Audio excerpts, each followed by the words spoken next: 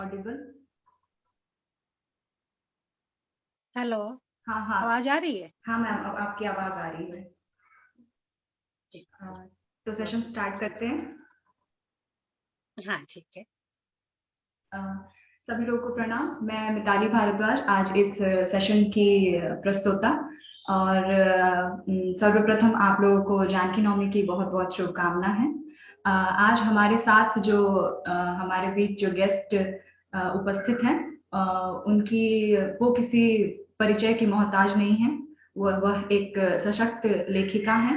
उनकी बहुत सारी रचनाएं हैं, और वह बहुत सारी रचनाएं हैं जिनमें से एक रचना उनकी मैं जनक नंदिनी, वह जानकी से रिलेटेड है।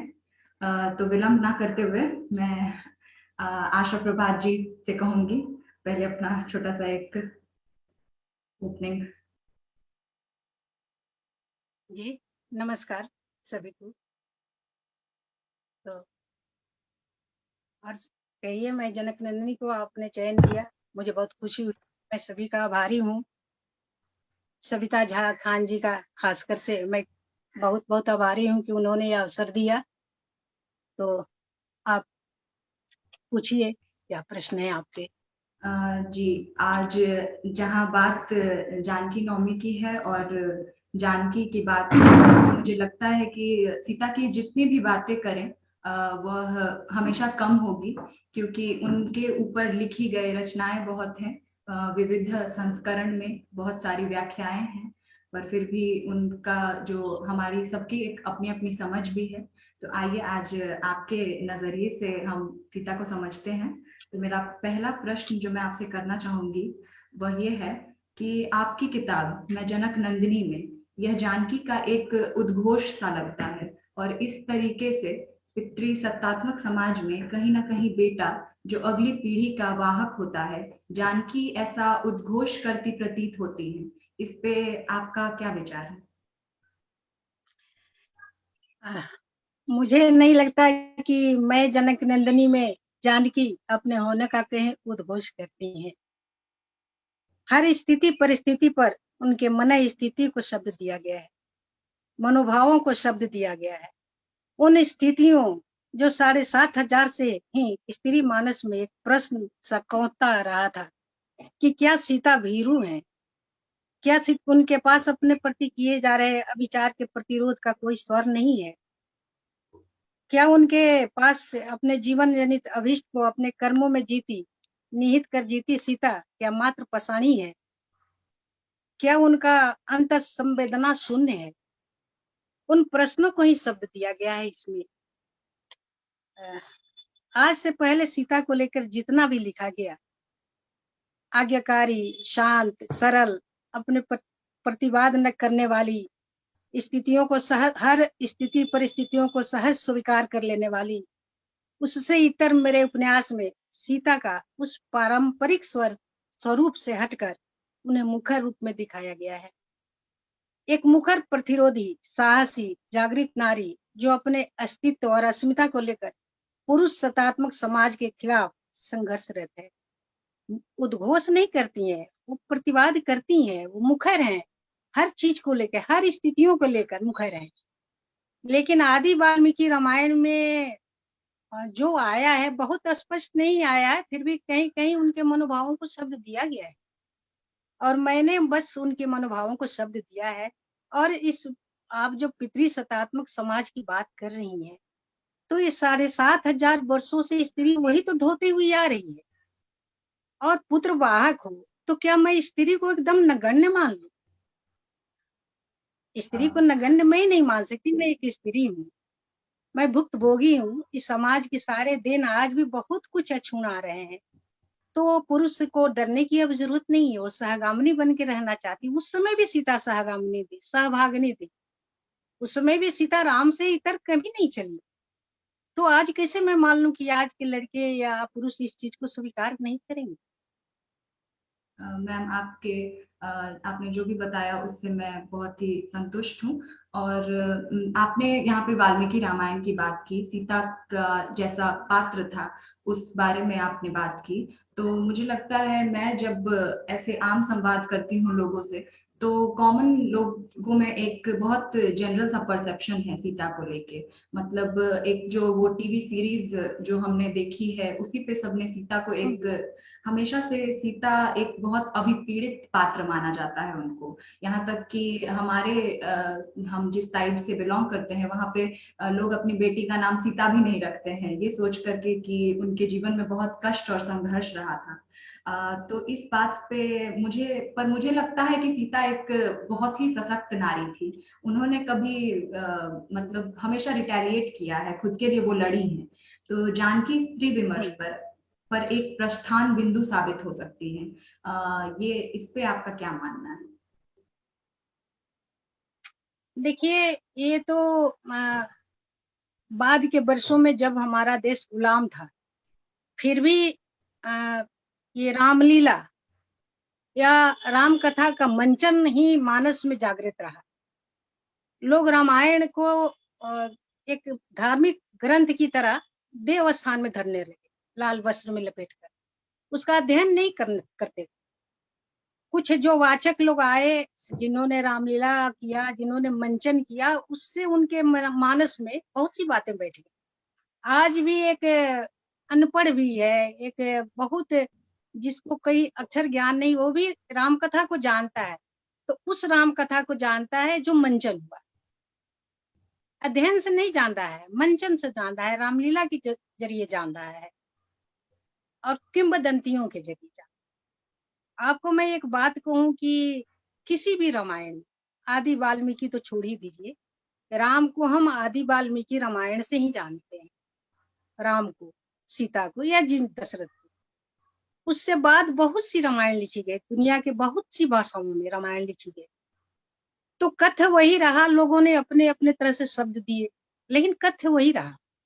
कहीं कहीं जानकी के जन्म को लेकर के कुछ मिथकें आई, इसलिए आई कि आदि राम कथा में तथ्यपरक कोई उनके विषय में, जानकी के जन्म के विषय में तथ्यपरक चीजों का अभाव था। तो लोगों ने अपने अपने तरह से कहा कि रावण की पुत्री है, किसी ने कहा कि धड़ा से वो रक्त से बनी है, तो किसी ने कुछ कहा, किसी ने कुछ कहा। लेकिन एक्चुअली जब मैं तो सीतामढ़ी से आती हूँ, उस पावन भूमि से आती हूँ जहाँ माता का उद्भव हुआ है। तो आदि वाल्मीकि रामायण में सीता का जो चरित्र चित्रण है वो कहीं कमजोर नहीं है, कहीं कमजोर नहीं है। वो अब आप बताएं कि उस समय 7,500 वर्ष पूर्व एक राजमहल में एक घटना घटित होती है, राम का वनवास, और सीता कहती है कि मैं राम के साथ चलूंगी, ये मेरा पत्नी धर्म है। तो कैसे मान लूं कि सीता भीरू है, कैसे मान लूं कि सीता मुखर नहीं है, उनके अंदर स्वाभिमान नहीं है, समझ नहीं है। उस समय ये हट करना कि मैं आपके संग चलूंगी, यही उनका अंदर के आत्मबल को दर्शाता है। और वहां से उनकी जो यात्रा शुरू होती है, वो हर पड़ाव पर सीता का ये रूप देखने को मिलता है। अगर आप सीरियल छोड़ दें, अगर आप रामलीला छोड़ दें, अध्ययन में आए, अध्ययन की दुनिया में आए, रामायण की दुनिया में आए, तो सीता बहुत सशक्त नारी है, कहीं कमजोर नहीं है।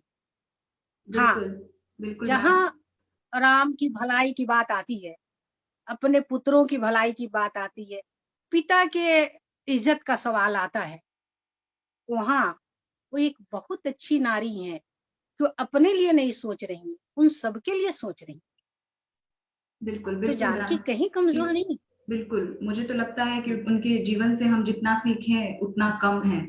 और आपने बड़ी अच्छी, बहुत कम। यहाँ पे बड़ी अच्छी बात की अध्ययन की। तो मैं बिल्कुल मानती हूँ कि हमारे ये ग्रंथ से ही शायद सिखाया गया है कि अध्ययन और संवाद से ज्ञान बढ़ता है। पर लोग आजकल उस चीज को बहुत भूलते जा रहे हैं। और मतलब मैंने जो एक जनरल लोगों में परसेप्शन देखा है कि वो बस एक टीवी सीरियल या फिर जो अग्नि परीक्षा वाला जो खास कर एक पार्ट है उस पे सीता के पूरे जीवनी को एक हाँ, विक्टिम के। अवधारणा बना लेते हैं, बिल्कुल बिल्कुल वही अवधारणा बना लेते हैं और वो गहराई में नहीं जाते।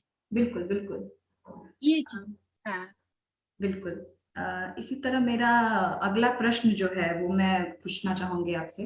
वो है कि जानकी एक बहुत ही स्वतंत्र चिंतक दार्शनिक है, ऐसा माना जाता है। इस पे आप का क्या पक्ष है? बहुत सुंदर सवाल आपने किया है और मैं उस पर आपको कहना चाहूंगी कि आदि वाल्मीकि रामायण में सीता का जो स्वरूप आया है उसमें ये सब बातें स्पष्ट रूप से आती हैं। एक प्रसंग मैं कहना चाहूंगी, आपने मैं जनकनंदिनी अगर पढ़ा हो तो राम जब वनवास में जाते हैं और भरद्वाज ऋषि उनको अस्त्र शस्त्र देते हैं और कहते हैं कि राक्षसों से हम लोग बहुत पीड़ित हैं, आप उनका वध कीजिए राम। और राम कहते हैं कि ठीक है, मैं उनका वध करूंगा। तो वहां जानकी कहती हैं, पूछती हैं कि राम से, उनके मन में एक चिंतन आता है कि काम से उत्पन्न 3 दोष पुरुष में होते हैं, मनुष्य में, मिथ्या भाषण, पर स्त्री संसर्ग और बिना वैर क्रूरता का बर्ताव। ये चिंतन आ रहा है सीता के दिमाग में, उनके मस्तिष्क में। मिथ्याभाषी राम है नहीं, पर स्त्री की अभिलाषा उनके हृदय में कदापि उत्पन्न नहीं हो सकती है। उनके दृढ़ निश्चयी स्वभाव का मैं साक्षी हूँ। रघुवंशियों को अपना वचन प्राण से अधिक प्रिय है और उन्होंने सुहाग रात में एक पत्नी व्रत होने का संकल्प लिया था। किंतु तीसरा, यही तो भय उत्पन्न कर रहा है मेरे हृदय में। पथ की कुछ घटनाएं भी अपने समाधान की आकांक्षी है। पूछती है कि आप फिर बिना बैर का कैसे वध करेंगे? उन राक्षसों का साबका तो आपसे अभी पड़ा नहीं है, तो आप उनका वध कैसे करेंगे? ये 3 अवगुणों में जो मनुष्य में होता, 2 तो आप में है नहीं, लेकिन ये तीसरा बिना बैर भाव का आप कैसे उसका वध करेंगे? और हम कहते हैं कि वो पीड़ित कर रहे हैं साधु संतों को, वन जातियों को, इसलिए मैं करूंगा। यहाँ सीता उनसे सहमत नहीं होती। तो ये एक दार्शनिक का पक्ष है, एक चिंतक का पक्ष है, जो सीता इतना चिंतन कर रही है और पूछ रही है, राम से प्रश्न भी पूछ रही है, समाधान भी चाहती है। तो एक चिंतक का ही एक पक्ष हो सकता है, एक आम स्त्री का नहीं हो सकता है। मैं बिल्कुल सहमत हूँ आपके उत्तर से। ऐसे ही मैं आपको आपसे दूसरा सवाल जो करने जा रही हूँ वो मैं खुद को भी वहाँ कहीं ना कहीं रिलेट कर सकती हूँ। तो और मुझे लगता है कि आज की जितनी भी बेटियां हैं वो अगर अपने आप को सीता से कहीं ना कहीं अगर रिलेट कर रही हैं तो वो सब इस प्रश्न से रिलेट कर सकती हैं खुद को। जानकी और आधुनिक क्या 2 अलग अलग धाराओं का नाम है? तो फिर समावेश कहाँ है? कोई धारा 2 नहीं है, हमने उसको बांट के रखा उस पार और इस पार। जानकी शस्त्र संचालन जानती थी, अश्व संचालन भी जानती थी। जानकी क्या नहीं जानती है? पठन पाठन जानती है। आप जान रही हैं कि वनवास काल में बनजाती स्त्रियों को, बच्चियों को वो पठन पाठन का कार्य कर रही हैं, कला सिखा रही हैं।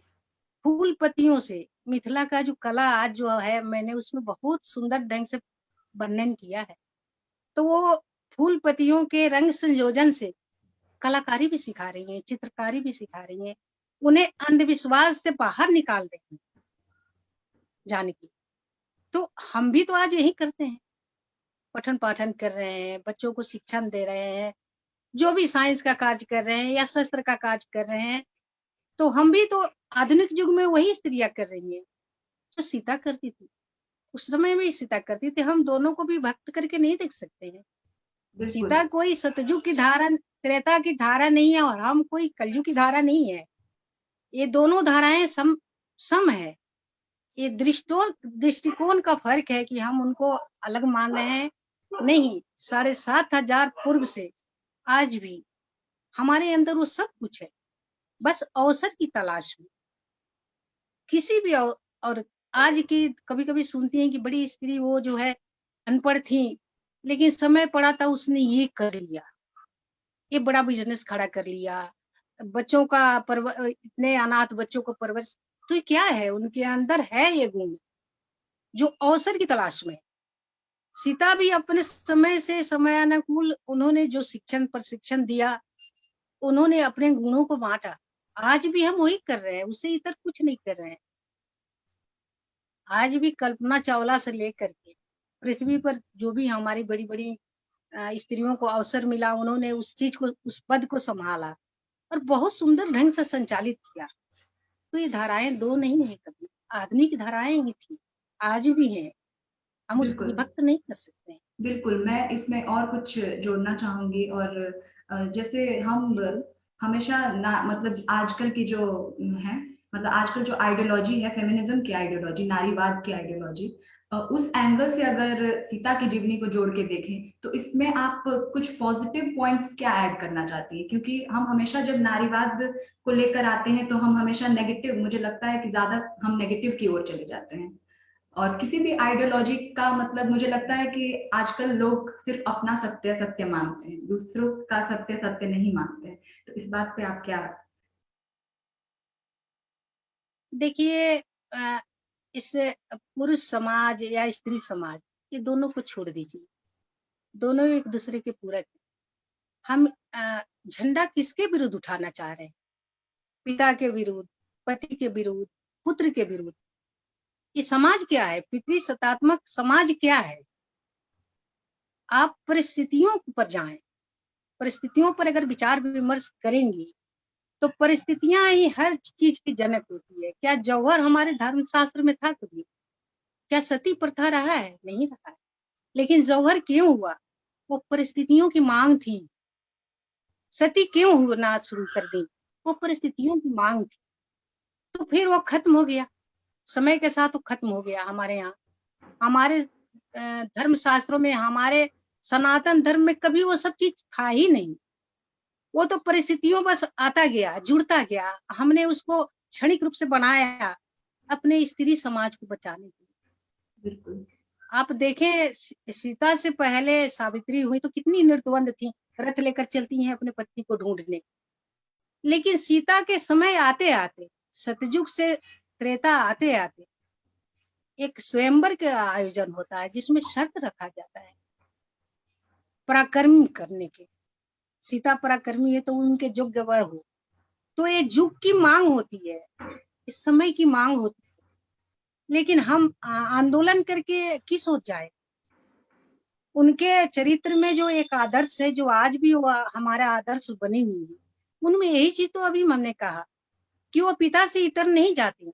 वो किसी बिल्कुल पुरुष को अपने मानस में इसलिए नहीं बैठाती कि पिता का प्रण जो है वो खंडित न हो जाए। तो यहाँ बिल्कुल पिता का मान रखती हैं, पति के साथ महल छोड़ के वनवास जाती हैं पत्नी धर्म का निर्वाह करने। क्या वो स्त्री नहीं है? वो नहीं जानती कि वनवास में कितनी तकलीफें होंगी? जानती हैं, फिर भी जाती हैं। जब वनवास उनका होता है तो वो क्या करती हैं? अपने पुत्रों के लिए जीवित रहती हैं और पुत्रों को पराक्रमी बनाती हैं, शिक्षित करती हैं। तो ये क्या है? वो अपने कर्तव्य के प्रति कितनी निष्ठावान है। ये आदर्श नहीं है तो और क्या है? बिल्कुल लेकिन अपनी अस्मिता पर आंच आती हुई देखकर वो फिर अपने को अदृश्य कर लेती है, क्योंकि ये पर्सनल उनका मैटर है। अभी तक जो आ रहा था राजधर्म, पितृधर्म, पति धर्म या जो भी, लेकिन शुचिता का प्रश्न जो आया वो आक्षेप उनके पर्सनल आया, उनके अस्मिता। तब वो अपने को अदृश्य कर लेती है कि अब और नहीं। तो इतनी बड़ी स्वाभिमानी, इतनी बड़ी पराक्रमी सीता झंडा कहाँ उठाती है कि राम के विरोध में झंडा उठाऊंगी? बहुत बड़े राजा रहते हैं, अपने युग का आदर्श रहते हैं। वो चाहती तो वहां से वो पूरा वनवासी को लेकर के झंडा लेकर पति के विरोध में खड़ा हो सकती, लेकिन नहीं, वो कर्तव्य का निर्वाह करती हैं। बिल्कुल। वो और जब पर्सनल यहाँ अपने तक, स्व के लिए, स्वार्थ, अपने स्वार्थ के लिए सबको वो सत्यानाश नहीं करना बिल्कुल, चाहती। और राम का भी बना रहे। जहां तक उनके चरित्र पे हम्म। सवाल उठने की बात भी है, तो वहां भी मुझे नहीं लगता कि वह चुप रही हैं। उन्होंने हमें, मतलब जो भी उन्होंने किया, उन्होंने उनका जो भी फैसला था, उससे समाज को आज तक भी एक बहुत बड़ा मैसेज मुझे लगता है कि मैं भी एज अ वुमेन कहीं ना कहीं उस चीज से बहुत चीज सीखती हूँ कि सीता कभी चुप नहीं रही है। वो अपनी अस्तित्व की लड़ाई में हमेशा बोलती लड़ती पाई गई है। ऐसे ही मेरा अगला प्रश्न है, अ, जानकी को शास्त्र और साहित्य से परे लोक में कैसे समझा जा सकता है? समझा इसलिए जा सकता है कि उस पक्ष को हमने सम्मुख नहीं आने दिया। अभी मैंने कहा कि जनकपुर में वो शस्त्र संचालन, अश्व संचालन सब जानती हैं। मैं जनक नंदिनी की सीता कहती है पिता से कि मुझे युद्ध में जाने की आज्ञा दीजिए, लेकिन सुनैना कहती है कि तुम्हारे ही लिए ये युद्ध ठना है और तुम पर अगर वो विजय कर लेंगे तो पिता तो स्वतः परास्त हो जाएंगे, इसलिए मत जा पुत्री। तो वहां शस्त्र संचालन का आ गया। साहित्य से परे वो कहाँ है? मैंने अभी कहा कि जनजातियों को शिक्षण दे रही है, वाल्मीकि आश्रम में भी प्रशिक्षण दे रही है बच्चों को, और अपनी जीवनी भी लिख रही है। वो साहित्य से भी दूर कहाँ है? हाँ, शस्त्र संचालन से वो दूर हैं, इसलिए कि वो कहीं किसी युद्ध में फिर भाग नहीं लेते, उनके पास अवसर नहीं आया। इतने वर्षों वो रावण के मतलब क्या कैद में रही, और फिर आने के बाद उनका वनवास हुआ 12 वर्षों के लिए, फिर उनको अवसर कहाँ मिला किसी युद्ध में जाने का? अदरवाइज उनसे पहले कैकेयी वो युद्ध में जाती है ना, देवासुर संग्राम के युद्ध में पति के साथ। तो जब उस वंश के एक राजा अपनी पत्नी को ले जा सकते हैं तो ये भी जा सकती थी, लेकिन परिस्थितियां इनके अनुकूल नहीं रही। लंका में भी ये युद्ध में नहीं जा सकती थी, उसके बाद कहीं जाने का अवसर भी नहीं। इसलिए शस्त्र और साहित्य से कभी दूर नहीं रही है सीता। बिल्कुल बिल्कुल मैम। और सीता एक वैश्विक अवधारणा है, इस पे आपका क्या कहना है, कैसे? वैश्विक अवधारणा, ये अवधारणा मैंने कहा ना कि कहीं उनका प्रस्थान बिंदु नहीं है। सीता के जीवन में कहीं प्रस्थान बिंदु नहीं है। सीता अपने लिए सिर्फ अंत सोचती है। अब देखिए मिताली जी, पूरे रामायण में सीता हर जगह मौजूद है, लेकिन सिर्फ अपना अंत छोड़कर कहीं अपने लिए नहीं सोचती, दूसरे के लिए सोचती है। अंत में उन्होंने अपना सोचा है कि मुझे क्या करना है, और वो उनका आखिरी निर्णय होता है। तो कहीं भी अवधारणा वैश्विक यही चीज है कि हर जगह सकारात्मक है, नकारात्मक को सिर्फ अपने लिए, सिर्फ अपने लिए, कहीं बिल्कुल नकारात्मक नहीं है। पूरे मेरी किताब में आप देखेंगी वो राम की बुराई कहीं नहीं करते, लेकिन परिस्थितियों का वर्णन कर रही है, बिल्कुल बिल्कुल और उन परिस्थितियों का वो भुक्तभोगी है। तो वो उन चीजों को, उन पीड़ाओं को शब्द दे रही है, राम को गाली नहीं दे रही है। तो यहाँ पुरुष समाज को भी कहीं गाली नहीं देती है वो। बिल्कुल। और उनकी जीवनी से न सिर्फ हम महिलाएं, बल्कि हम लोग सब सब लोग उनकी जीवनी से कुछ ना कुछ सीखते हैं, और वो वह एक बहुत बड़ी बिल्कुल उदाहरण है। सीखना, देखिए हम जो अभी एक वाद चला है, स्त्रीवाद, नारीवाद, ये वाद क्या है? ये थोथापन है। आप झंडा उठा के कहाँ भागना चाह रही हैं? किसी समाज में आप जाएंगी बिना पुरुष का आप नहीं रह सकेंगे, चाहे वो किसी के। हम संरक्षण में कहाँ है? हमारे पिता जब विश्वविद्यालय भेजते हैं, जब बाहर में हॉस्टल में डालते हैं, जब किसी कार्य क्षेत्र में भेजते हैं, तो कहाँ हम हमको अपने कैद में रखे हुए हैं? कहाँ? हाँ, संरक्षण में जब तक नहीं रखेंगे परवरिश कैसे करेंगे? कहीं ना कहीं स्कूल, संरक्षण चीज क्या होता है? परिवार होता है, स्कूल होता है, कॉलेज होता है, कहीं तो आप संरक्षण में ही हैं। इससे छूट के कहाँ भागना चाहती हैं? ये बात मुझे कभी, मैं इससे सहमत नहीं रही, किसी बात से सहमत। इस समाज में जो भी नियम है बुरा है तो उसको छोड़ दीजिए, हम तोड़ने का क्यों छोड़ सीखे? जितनी शक्ति मैं उसको तोड़ने में लगाऊंगी, उतनी शक्ति मैं सकारात्मक कार्यों में लगाऊंगी, समाज में, समाज के देन में, कि मैं क्या दे रही हूँ समाज को। तोड़ने की बात क्यों करूं? छोड़ दीजिए ना बीच में, उसको छोड़ दीजिए, बिल्कुल यही बिल्कुल मेरा कहना है। बिल्कुल मैम, बहुत हम्म, सहमत हूँ मैं आपके सारे आंसर्स से। और मैं जाते जाते आपसे एक अंतिम आपका पक्ष जानना चाहूंगी, जो कि मुझे लगता है जब भी सीता की बात चलती है तो ये जिज्ञासा हर एक के मन में होती है। अगर जहां तक हम पढ़ते हैं, अध्ययन करते हैं, या फिर वही टीवी सीरीज ही देखते हैं, तो वो अग्नि परीक्षा वाला जो पार्ट आता है वो बहुत ही विवादित रहा है, बहुत ही कंट्रोवर्शियल रहा है। वहां पे मतलब जो दिखाया गया है उस पे सब बहुत ही आक्रोश है सब सभी का। तो आप क्या पक्ष डालना चाहेंगे उस पे? आपका क्या पक्ष है अग्नि परीक्षा वाले पार्ट पे? मिताली खैर जी, वाल्मीकि रामायण मिताली में वो जी, मेंशन नहीं है। मिताली जी, जब मैं जनक नंदिनी लिखने का प्रस्ताव मेरे समक्ष आया तो मैं बहुत हिचक गई थी, क्योंकि सीतामढ़ी में जानकी को देवी रूप में, पुत्री रूप में, बहन रूप में, इष्ट के रूप में, सखा के रूप में जाना जाता है। इन बिल्कुल सारे रूपों पर मैं जो पेंट करने जा रही हूँ, अगर उनसे विपरीत हुआ तो फिर मेरी खैर नहीं। तो मैंने माँ से कहा था कि अगर कुछ अनुचित लगे तो मेरी कलम को रोक देना, क्योंकि मैं उस 7,500 वर्ष पूर्व की आस्था, समर्पण, श्रद्धा कहाँ से लाऊंगी? 20-30 वर्ष की श्रद्धा तो है ही नहीं आजकल बच्चों में। बिल्कुल बिल्कुल 7,500 वर्ष पूर्व की मैं कहाँ से लाऊंगी? लेकिन ऐसा कुछ नहीं हुआ, पेंट हो गया। आपका प्रश्न था कि क्या अभी था, मैं क्या पूछी थी? अग्नि परीक्षा वाला पार्ट जो है। हाँ, तो आपको मैं कह दूं कि सीता का वनवास नहीं हुआ था, ये वाल्मीकि रामायण में उत्तरकांड जोड़ा गया। बिल्कुल हाँ बिल्कुल। फिर भी मैंने अपने उपन्यास का बेस उसका रखा है। फिर भी एक अग्नि परीक्षा ही काफी थी इस उपन्यास के लिए। अब फिर मैं ये कहना चाहूंगी कि हम परिणाम पर बात करते हैं। आज का विमर्श जो होता है ना, मात्र परिणाम पर होता है, परिस्थितियों पर नहीं होता।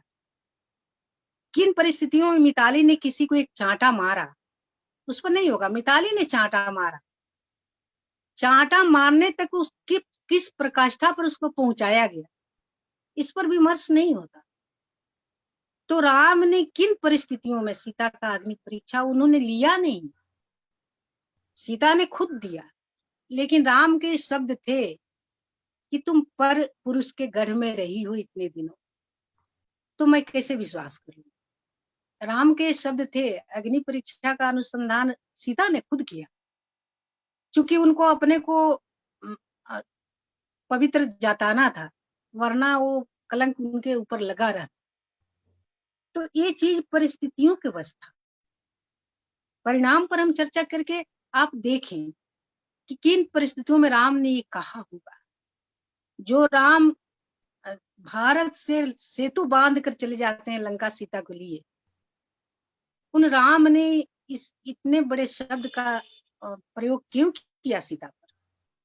तो वो परिस्थितियां थी कि उस आखिर आप बताएं, अगर एक धोबी प्रश्न करता है, राजतंत्र था राम का राज, प्रजातंत्र नहीं था, लोकतंत्र नहीं था कि हर आदमी सवाल पूछ लेता, और राम उसके वचन को भी मानते हैं। इसका बहुत बड़ा कारण है कि राम बहुत बड़े न्यायी राजा थे। बिल्कुल बिल्कुल। यहाँ देखिए ना, और हाँ बिल्कुल, और मैं एक इसमें एक छोटा सा चीज, हाँ धोबी। बिल्कुल बिल्कुल, इस चीज में मैं एक और चीज जोड़ना चाहूंगी कि अगर रामायण का अध्ययन किसी ने अच्छे से किया है तो फिर उसमें एक अहिल्या और राम वाला जो पार्ट है उसको अगर हम हाँ, कंसीडर करते हैं तो बिल्कुल ये अग्नि परीक्षा वाला जो पार्ट है उसमें बिल्कुल हम इसको एक अलग नजरिए से देखेंगे, ना कि एक हाँ, नकारात्मक नजरिए से देखेंगे। नहीं नकारात्मक नहीं देखे। जिन राम ने अहिल्या और गौतम को फिर मिलाया, बिल्कुल बिल्कुल उनको सामाजिक फिर से बनाया, बिल्कुल। सब बातों के बावजूद वो सीता का अग्नि परीक्षा नहीं ले नहीं ले सकते। सकते, बिल्कुल नहीं ले सकते। लेकिन परिस्थितियां हाँ परिस्थितियां ऐसी हुई हुई। हम परिणाम पर बात न करके परिस्थितियों को देखें, तो परिस्थितियां ही आपको पहुंचा देगी उसके समाधान तक कि क्यों बिल्कुल हुआ होगा। बिल्कुल इसको बिल्कुल बिल्कुल नकारात्मक ढंग से नहीं लेना चाहिए, इनको परिस्थितियों के अनुसार लेके चलना होगा कि वो परिस्थितियां बनी। और हम परिणाम पर सिर्फ बात नहीं करें। परिणाम पर बात करने से क्या होता है कि कुतर्क हो जाता है, वो विचार विमर्श नहीं हो पाता, वो कुतर्क होता है। इसलिए अग्नि परीक्षा जो हुआ उसको कलंक क्यों कहें, वो परिस्थितियों का मांग थी, मेरा कहना है। और सीता का उससे निकाल आना ही तो आदर्श करता है, हमारा हमारा आदर्श बनाता है उन्हें। बिल्कुल मैम, बहुत बहुत उससे शुक्रिया। सी- बिल्कुल मैम। ठीक। बिल्कुल, हम सीता पे जितनी भी बातें करें और जितना पढ़ें उनको, जितना समझें, जिज्ञासा हमारी और बढ़ती ही जाएगी और हमारा ज्ञान कभी भी हमेशा परिसीमित ही रहेगा, ऐसा मुझे लगता है। आज की पीढ़ी जो है थोड़ी भ्रमित हो गई है, इसलिए मैं जनक नंदिनी लिखने की आवश्यकता मुझे लगा कि लिखना चाहिए। जो बिल्कुल, भ्रम है उनके अंदर, चूंकि अध्ययन का उनके पास समय नहीं है, बिल्कुल, तो बिल्कुल। इसलिए मुझे लगा कि इसको लिखना चाहिए। ठीक है, बहुत धन्यवाद बहुत मैम। आभार। थैंक यू सो मच, आप धन्यवाद। यहाँ उपस्थित हो गए। Thank you so much. आप सब लोगों को प्रणाम।